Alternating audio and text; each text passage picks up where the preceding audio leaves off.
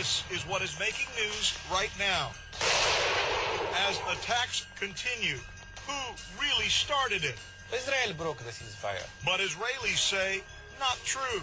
We will fact check it fairly, honestly. But this is important, and this is something I want to break down for the viewers. Yesterday, you and I were sitting here, and we had a conversation with Mustafa Barghouti, who's an independent legislator, Palestinian legislator.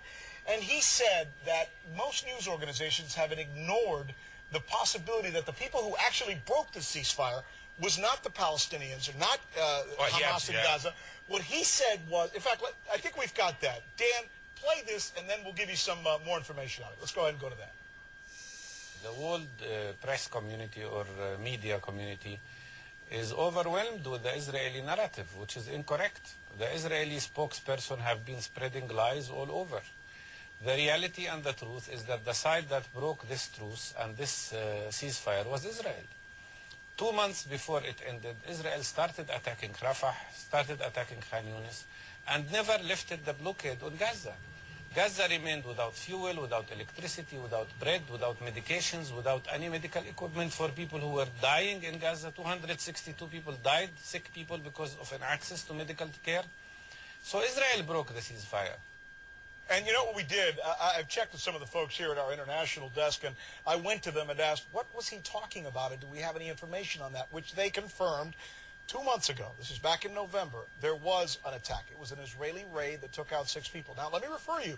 It's not just us. We checked in other periodicals. Johnny, go over my shoulder if you can. Here we go. The 6-month ceasefire started coming apart at the beginning of November after Israeli commandos killed a team of Hamas fighters during a raid on a tunnel they suspected was being dug for kidnapping of Israeli soldiers. That raid set off more Palestinian rocketing. That's U.S. News and World Report. I got another one for you, I believe, here. Okay, this is The Guardian. Questionable, but nonetheless. A 4-month ceasefire between Israel and Palestinian militants in Gaza was in jeopardy today. This was actually reported when it happened after Israeli troops killed 6 gunmen in a raid in the territory. That's important to report. And here we go as well from theeconomist.com. And the point of contention here is this one. Johnny, one more.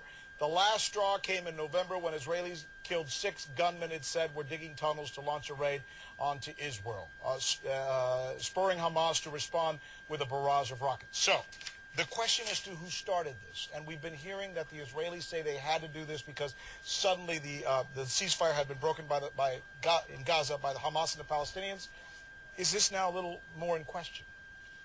You know, that is absolutely true, but just as true is the fact that if Israel hadn't started shooting first in this case, and Israel said, we had security reasons, imminent security reasons, there was no real deal here between Hamas and Israel. Israel still reserved the right to go in and do any attack where there was a primary security interest there. And they said, our soldiers were going to be kidnapped. We had to do it.